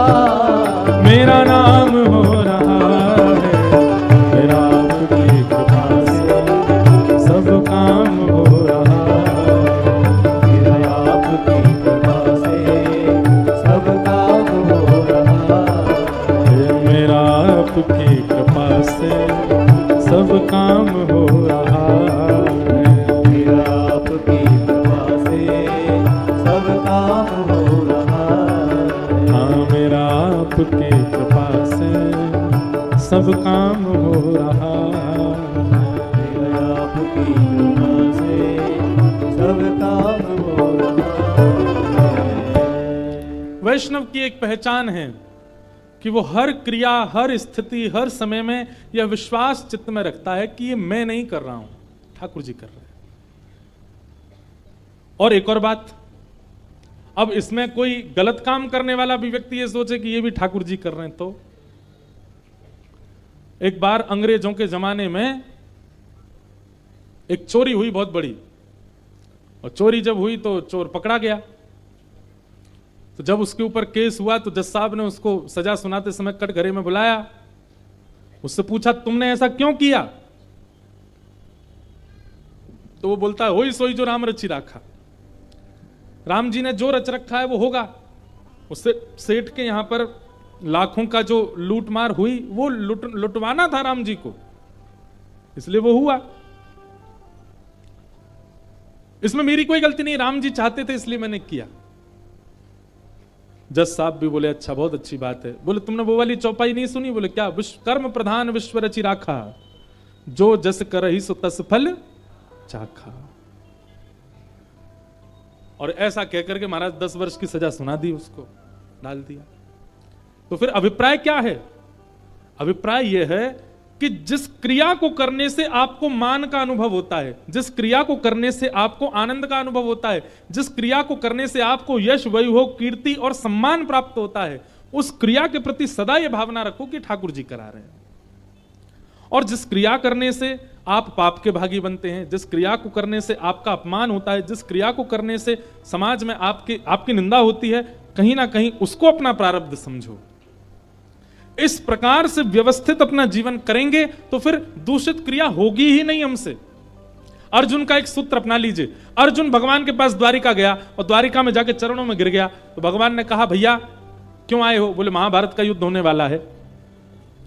अर्जुन बोला तुमसे पहले दुर्योधन आया था, सेना लेकर के चला गया, सेना देने को मेरे पास नहीं है, अकेला मैं बचाऊं, और मैंने प्रतिज्ञा ली है कि मैं शस्त्र उठाऊंगा नहीं। सेना दुर्योधन ले जा चुका है, मैं अकेला तुम्हारे साथ चलूंगा, लेकिन मैं शस्त्र उठाऊंगा नहीं, मैं युद्ध करूंगा नहीं, मंजूर हो तो ले लो हमको। अर्जुन ने भगवान से कहा कि नाथ, ना तो मैं आपसे कुछ मांगने आया था और ना ही मैं आपको मांगने आया था, ना ही मुझे सेना चाहिए, ना ही मुझे आप चाहिए। भगवान बोले तो फिर क्यों आया?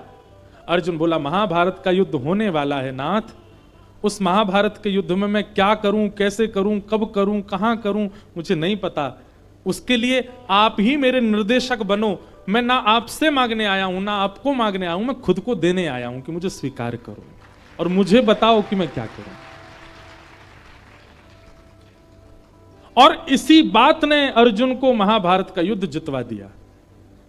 अर्जुन अपना बल लेकर के जाता कि मैं गांडीव धनुषधारी अर्जुन, मैं पांडवों में सबसे बलवान अर्जुन। अगर यह बल लेकर के अर्जुन युद्ध भूमि पर जाता तो हार जाता, पर अपने बल को छुपा के ठाकुर जी को प्रदान कर दिया अर्जुन ने। करिष्ये वचनम तव, आप जब कहोगे कि उठो उठूंगा, आप कहोगे बैठ जाओ बैठ जाऊंगा, आप कहोगे नाचो नाचूंगा, आप कहोगे आप कहोगे रो रोऊंगा, आप कहोगे हंसो हंसूंगा। अपनी ये मेरी कोई इच्छा नहीं रहेगी, सब आपकी इच्छा से करना है मुझे। और इसी कारण से अर्जुन जीत गया। अपनी इच्छा मत मानिए, ठाकुर जी को हृदय में विराजमान करके उन्हीं को ही प्रधान मान लीजिए। आप जो चाहेंगे वो होगा नाथ। अब हमको पद तो एक और याद आ गया, पर ये वाला कल सुनाएंगे, अभी तो कथा सुना देते हैं। पद की एक पंक्ति ही बहुत सुंदर है। हे मारा गिरधर लाल थारो नचायो नाचू रे, थारे घर में रहूं निरंतर, थारो ही भोग लगाऊं। मारा गिरधर लाल थारो नचायो नाचू रे। मेरी अपनी कोई इच्छा नहीं है नाथ। आहा, बहुत सुंदर पंक्तियां हैं इस पद में कि हर स्थिति ठाकुर जी आप जो दोगे वो मुझे स्वीकार है। मेरी अपनी कोई इच्छा नहीं। इस समर्पण के साथ ठाकुर जी के संग रहना, ये एक वैष्णव का लक्षण है। मैं नहीं कर रहा हूं, सब ठाकुर जी कर रहे हैं।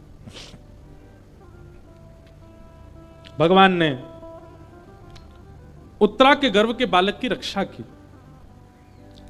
तत्पश्चात भगवान जैसी आगे बढ़ने लगे, कुंती ने भगवान की स्तुति गाई, कुंती को भगवान ने कृपा किया। तभी भगवान जैसे ही रथ में आरूढ़ होकर के अब द्वारिका को प्रस्थान करने लगे, तो वहीं पांडवों में खड़े युधिष्ठिर जी रोने लगे। भगवान बोले, युधिष्ठिर अब तुम क्यों रो रहे हो? युधिष्ठिर जी बोले, मैंने बहुत बड़ा अपमान किया, बहुत बड़ा अत्याचार किया, बहुत बड़ा अनर्थ कर दिया। महाभारत युद्ध करके कितने बालकों को अनाथ कर दिया, कितनी माताओं को विधवा कर दिया, मैंने अपनों को मार दिया। भगवान बोले, देखो एक बात बहुत ध्यान से सुनना बंधुओं, गलती करने से पहले यदि आपके चित्त में यह भावना आ जाए कि यह गलत है, मुझे नहीं करना चाहिए, तो अच्छा है। लेकिन गलती करने के बाद जीवन भर सिर पर हाथ रख के और महाराज रो रहे हैं, मैंने गलत कर दिया, मुझसे अपराध हो गया, मुझसे अपमान हो गया, मैंने ये कर दिया, और उसी के गम में ही पूरा जीवन जी रहे हैं, भगवान कहते हैं ये कायर व्यक्ति का लक्षण है। आपसे गलती हो गई, उस गलती का एहसास आपको होना चाहिए, पर जीवन व्यतीत ऐसे ही मत कर दो कि मैंने बहुत बड़ा अपराध अपमान कर दिया, मुझसे बहुत बड़ी गलती हो गई। ठीक है, जो हुआ उसके बारे में अब ज्यादा विचार ना करके आगे से ऐसा नहीं करूंगा, यह संकल्प लेकर के आगे बढ़ो। अब जो आपने कर दिया वो कहीं ना कहीं आप भोग लोगे, लेकिन उसी के चक्कर में बैठे हुए मैंने बहुत बड़ी गलती कर दी, मुझसे अपमान हो गया, ये हो गया, ये हो गया, और उस चक्कर में पूरा जीवन निकाल दिया, ये गलत है। तो याद रखिए, अपराध करने से पहले बोध हो रहा है तो रुक जाइए, लेकिन अपराध करने के बाद यदि आप रो रहे हैं, मैंने ऐसा क्यों कर दिया, मुझसे बहुत बड़ी गलती हो गई, रोइए नहीं। अपनी गलती स्वीकार करके आगे से ऐसा नहीं करूंगा ऐसा कह के बढ़ो आगे, और जो आपने पहले किया वो कहीं ना कहीं आप भोग लोगे। कायरों की तरह बैठ मत जाओ। कर्तव्य है, जीवन चलते रहना चाहिए। कई घरों में मैं गया हूं, कई लोग अपने द्वारा किए गए कुछ अपराधों की वजह से अपना जीवन नष्ट कर देते हैं, अपने जीवन को वहीं रोक देते हैं कि अब हम कुछ नहीं करेंगे, हमसे अपराध हो गया है, हमने ऐसा ऐसा किया था, अब हम किसी लायक नहीं है, किसी को मुंह दिखाने लायक नहीं। आप बढ़िए आगे, बस संकल्प ले लेना कि अब वो गलती नहीं दोहराएंगे।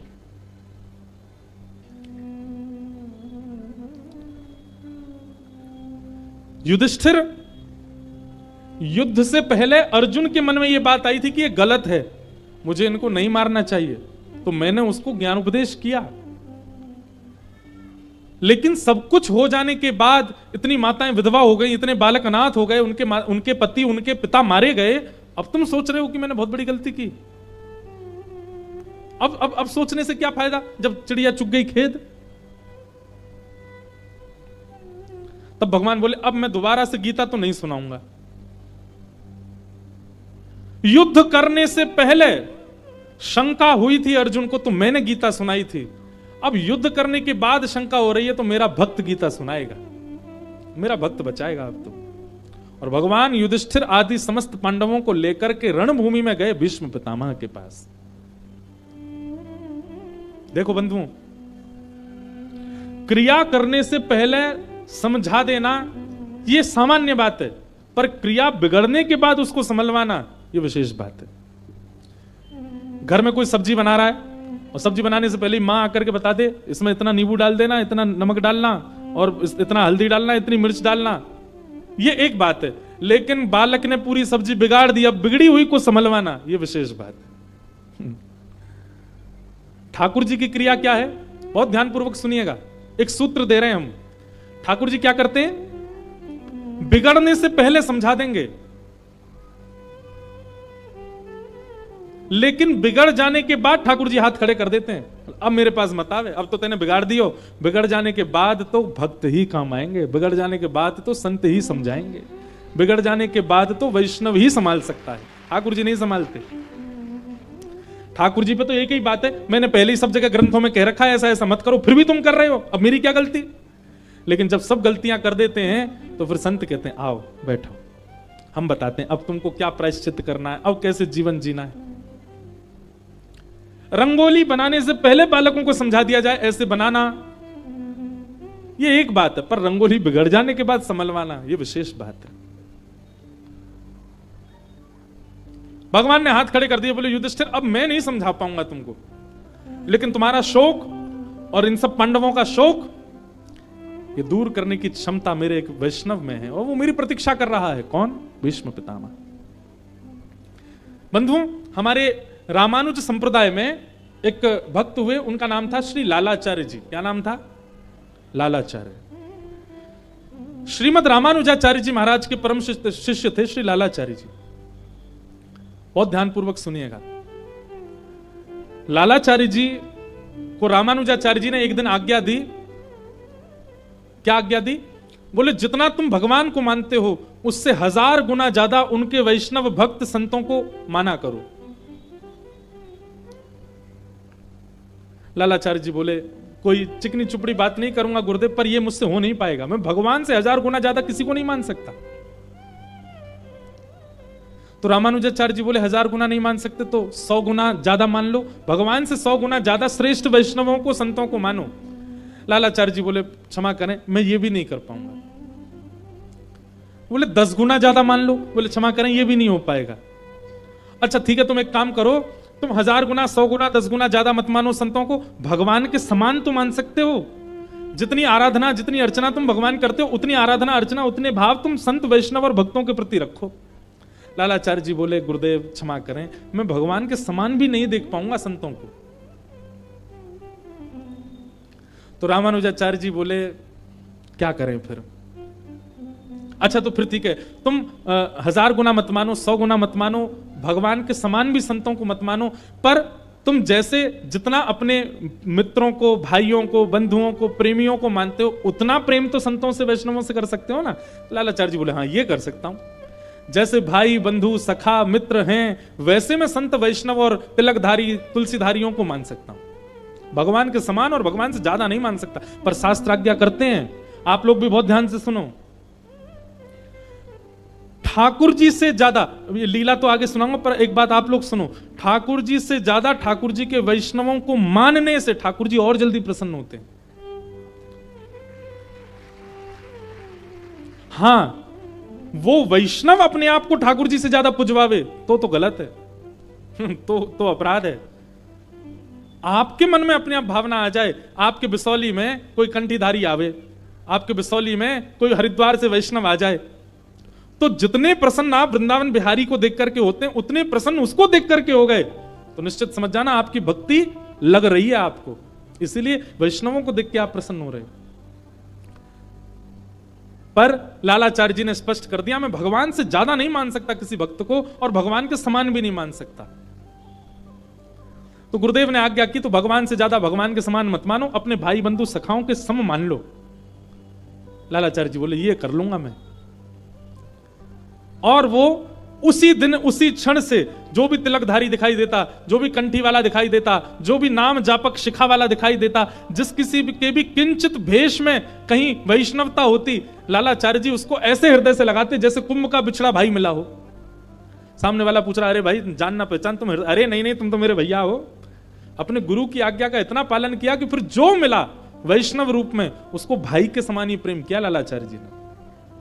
लेकिन ठाकुर जी ने एक दिन लालाचार्य जी की परीक्षा की। वो कैसी परीक्षा? कि दक्षिण में कावेरी नदी में लालाचार्य जी स्नान कर रहे थे और तभी एक वैष्णव तिलकधारी कंठीधारी कोई वैष्णव था, वो स्नान करते करते कावेरी जी में डूब गया और उसके प्राण निकल गए और वो बहता हुआ कावेरी जी में आ रहा था, उसका शव तैर रहा था नदी में।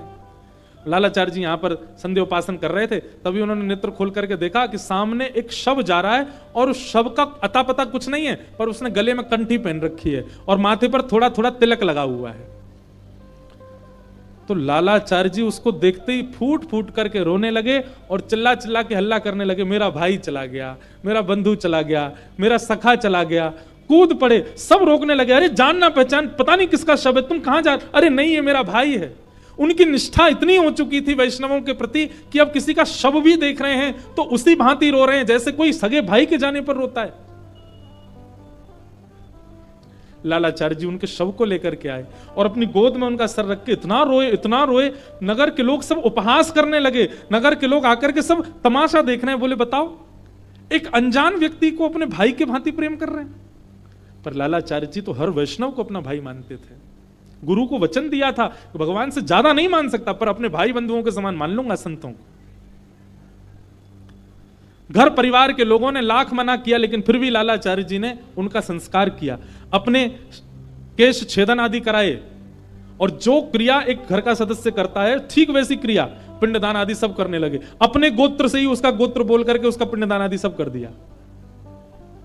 और इतना ही नहीं, 13 दिन तक सूतक की जो क्रियाएं घर में होनी चाहिए वो क्रियाएं भी पालन कराई और खुद भी करी और खुद के परिवार वालों से भी कराई। ये निष्ठा नहीं है? कैसी अद्भुत निष्ठा। आया 13वां दिन और 13वें दिन श्री लालाचार्य जी गए और नगर में जितने ब्राह्मण थे सबको निमंत्रण दे के आए। बोले हमारे भाई साहब चले गए, उनके भोज में आप सबको आना है।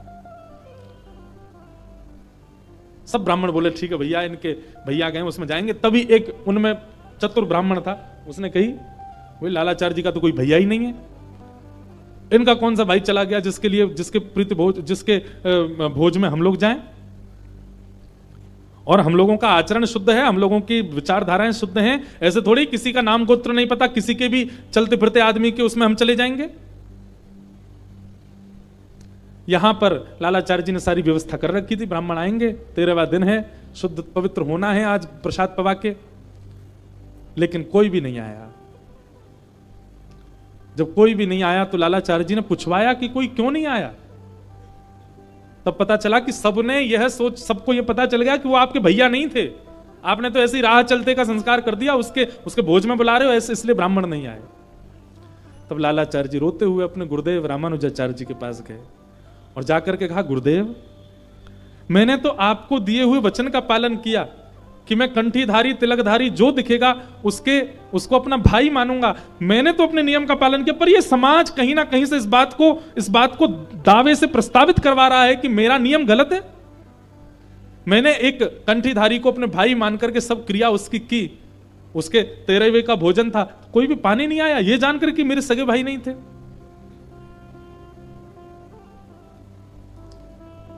रामानुजाचार्य जी बोले, तुमने निष्ठा से किया है ना, बस अब तुम चिंता मत करो, ठाकुर जी को निवेदित करके ठाकुर जी को निमंत्रण दे दो। और जैसे ही लालाचार्य जी ने ठाकुर जी को निवेदित करके ठाकुर जी को निमंत्रित किया, साक्षात शंख चक्र गदा पद्मधारी लक्ष्मण नारायण भगवान उस भोज को पाने के लिए आए। जिस भोज को ब्राह्मणों ने स्वीकार नहीं किया उसके लिए ठाकुर जी स्वीकार कर गए। तो ये बात अपने चित्त में बैठा लीजिए कि जब आप ठाकुर जी के समान या अपने भाई बंधु मित्रों के समान, और यदि गुरु कृपा हो जाए तो ठाकुर जी से भी ज्यादा वैष्णवों के भक्त हो जाते हैं, तो कहीं ना कहीं आपको ठाकुर जी से मिलने से आपकी कल्याण में, आपकी भगवत प्राप्ति में अब कोई बाधा नहीं आ सकती। पर यह हो पाना असंभव है। भगवान से अधिक वैष्णव प्रिय लगे, भगवान के समान वैष्णव प्रिय लगे, ये असंभव है। इसलिए कम से कम अपने मित्र भाई बंधुओं के समान वैष्णव दिखने लग जाएं, ऐसी क्रिया तो करो। क्योंकि भैया ठाकुर जी तो क्रिया बिगड़ने से पहले समझाते हैं, क्रिया बिगड़ने के बाद तो वैष्णव ही संभालेंगे आपको। आज युधिष्ठिर चिंता में है, मैं क्या करूं? भगवान ने तो हाथ खड़े कर दिए, बोले अब तो युधिष्ठिर भीष्म पितामह ही तुमको ज्ञान उपदेश करेंगे। और पंच पांडवों को लेकर के भगवान भीष्म पितामह के पास पहुंचे। रणभूमि में बाणों की सैया पर लेटे हैं पितामह भीष्म। रोम रोम में बाण लगा है भीष्म पितामह के। एक एक रक्त बूंद बनकर के नीचे गिरता जा रहा है। अब रक्त भी नहीं बचा है, फिर भी जीवित हैं भीष्म पितामह। क्यों? क्योंकि इच्छा मृत्यु का वरदान उनको मिला है। जब तक उनकी इच्छा नहीं होगी तब तक मर नहीं सकते। लेकिन इस इच्छा मृत्यु का जितना सुंदर सदुपयोग भीष्म पितामह ने किया वो प्रशंसनीय है कि भीष्म पितामह ने अपनी इच्छा मृत्यु से कोई सांसारिक भौतिक सुख की कामना नहीं की, बल्कि इच्छा मृत्यु से कामना की पीतांबरी कसी हो, मुखड़े पे एक हंसी हो, छवि मन में ये बसी हो, जब प्राण तन से निकले, इतना तो कहना स्वामी, जब प्राण तन से निकले। बंधुओं, हमारा जीवन चाहे जैसे निकल जाए, पर हमारी अंतिम क्षण जो होते हैं ना, उन क्षणों में हमारे विचार में जो होता है, हमारे मन में जो होता है, हमारी बुद्धि में जो होता है, वैसी ही गति कई बार हमको मिलती है। और अंतिम क्षण का कुछ पता नहीं होता कि वो कब आ जाए। इसलिए हमारे शास्त्र कहते हैं इतना भजन करो, इतना नाम जप करो। ये कंठी माला पहनने का विधान क्यों है? गले में कंठी पहन के क्यों रहो? कब प्राण निकल जाए क्या पता। कम से कम हमारा देह जब प्राण त्यागे उस समय तुलसी जी तो हमारे तन से स्पर्श कर रही हो, इसलिए कंठी पहनते हैं। क्यों? सबको पता है कि जब किसी के प्राण निकलते हैं तो उसको भी एक संस्कार कहा जाता है, अंतिम संस्कार। और अंतिम संस्कार में एक चिता बनाई जाती है। चिता में उस देह को पधरा करके एक प्रकार से जब कोई व्यक्ति अंतिम संस्कार करता है ना, तो ध्यान से सुनिएगा, पंडित जी उस समय भी कुछ मंत्र उच्चारण करके कहते हैं स्वाहा, मतलब अब इस देह का भी हम आपको अर्पण करते हैं, ठाकुर जी इसको स्वीकार करो। हवन में अर्पित की गई हर वस्तु ठाकुर जी के मुख के समान, मतलब ठाकुर जी उसको पा रहे हैं। ध्यानपूर्वक सुनिएगा। एक प्रकार से हवन क्या है? हवन भगवान का मुख है। सभी देवी देवताओं का आह्वान करके हम उसमें आहुति डाल करके अग्नि के द्वारा भगवान का पोषण, भगवान को पवा रहे हैं। अंतिम संस्कार में हम देह को जला करके एक प्रकार से उस देह को भगवान को अर्पित कर देते हैं। और भगवान तब तक नहीं पाते जब तक तुलसी जी का स्पर्श नहीं हो। इसलिए उस देह से तुलसी का स्पर्श हो रहा हो जब उसके प्राण निकले हो, तो निश्चित है कि भगवत प्राप्ति हो जाएगी। लेकिन अगर व्यक्ति ने केवल तुलसी पहनी, नियमों का पालन नहीं किया, नियमों का पालन मतलब एक ही नियम है तुलसी जी का, क्या? कि तुलसी धारण करने के बाद कंठ से नीचे अपवित्र वस्तु नहीं जानी चाहिए आपके मुख में। अगर आप अपवित्र मांस का भक्षण करते हैं, मदिरा का सेवन करते हैं, तंबाकू खाते हैं, धुआं उड़ाते हैं और तुलसी पहनते हैं, वो तुलसी नहीं, फिर काष्ठ है। और मृत्यु के बाद में तुलसी का अपमान करने का दंड और मिलेगा। इसलिए एक जगह मुझसे एक व्यक्ति पता क्या बोला, महाराज जी मैं तुलसी पहनता हूं, पर मैं कॉलेज में पढ़ता हूं, बच्चों के साथ कभी कभी खाना पीना पड़ता। मैंने कहा हे भाई तू क्यों पहनता है तुलसी? बोले नहीं, जब खाने पीने जाते हैं तुलसी उतार देता हूं। मैंने कहा वाह, उससे क्या होता है? बोले कम से कम कंठ से तुलसी तो नहीं स्पर्श होती। मैंने कहा ये तो वही बात हो गई कि ब्याह में मंगलसूत्र पहना था बहू ने, लेकिन मंगलसूत्र उतारने से ब्याह थोड़ी टूट जाएगा, वो तब भी विवाहिता ही मानी जाएगी। कभी कभी मंगलसूत्र साइड रखने से क्या वो उसका ये समझ लें कि अब उसका ब्याह नहीं है, ब्याह तो हो गया। अब चाहे मंगलसूत्र धारण करे चाहे नहीं, एक बार कंठी अगर गले में पहन ली तो मतलब आप वैष्णव हो। उसके बाद आपकी खान पान की शुद्धता अगर नहीं है, दंड तो मिलेगा। इसलिए तब तक तुलसी जी मत पहनिए जब तक आप अपने चित्त पर ये भरोसा ना कर लें कि हाँ हम अपने भोजन और भजन और पान को शुद्ध कर सकते हैं। विशेष रूप से तो मांस सेवन करने वाले और मदिरा पीने वाले, तंबाकू सेवन करने वाले, इन लोगों से तो हमारी प्रार्थना है बिल्कुल मत पहन लेना, और जब पहनो तो सबको विष के मात्र त्याग देना, विष के समान त्याग देना। तो हम जीवन भर कुछ भी करें, पर अंतिम क्षण में हमारे मुख से जो शब्द उच्चरित होता है, हमारे चित्त में जो होता है, हमारे मन में जो होता है, उसी से हमारी गति निश्चित होती है। इसलिए भैया